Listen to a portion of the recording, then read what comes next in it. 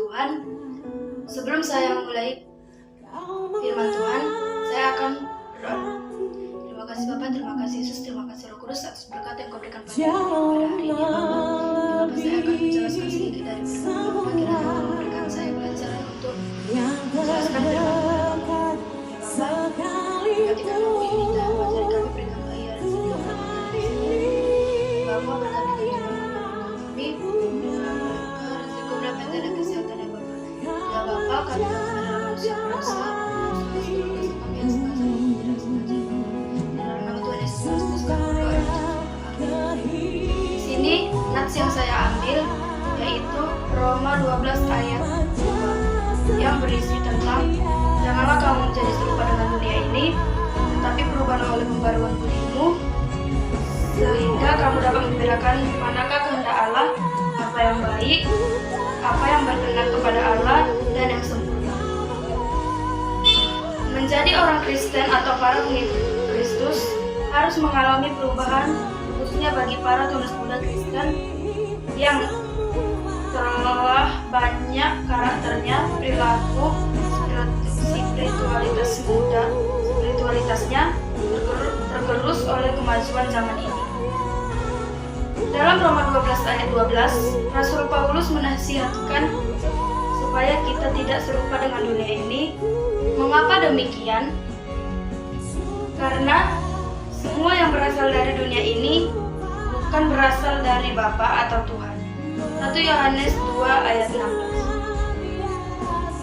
Perubahan yang dimaksud oleh Paulus dalam nats ini adalah proses yang terjadi secara terus-menerus dan menunjuk pada pola pikir kita, sebab apa yang menguasai pikiran itulah menguasai hidup kita. Sebab menguasai pikiran itulah sebab semua yang kita lakukan berasal dari pikiran para remaja Kristen. Sebagai masa depan gereja harus mampu melakukan perubahan dalam hidupnya supaya tidak terbelenggu atau semakin tergerus oleh perkembangan zaman ini. Dan jangan beri kesempatan kepada iblis untuk menguasai hidupmu, terutama pikiranmu. Nats ini memberikan sebuah pesan bagi kita semuanya, terkhusus bagi para remaja Kristen, untuk merubah pola pikir yang sesuai kehendak Allah.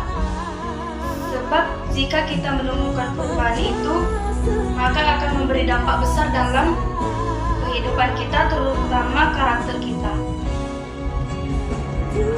Dalam bertindak dan hidup kita akan dipenuhi oleh Roh supaya para kaum muda juga dapat menjadi teladan dan tidak dianggap rendah, sebagaimana yang disampaikan oleh Rasul Paulus dalam 1 Timotius 4 ayat 12. Janganlah seorang pun menganggap engkau rendah karena engkau muda. Jadilah teladan bagi orang-orang percaya dalam perkataanmu, dalam tingkah lakumu, dalam kasihmu, dan dalam kesucianmu. Itu aja yang bisa saya sampaikan firman Tuhan pada hari ini.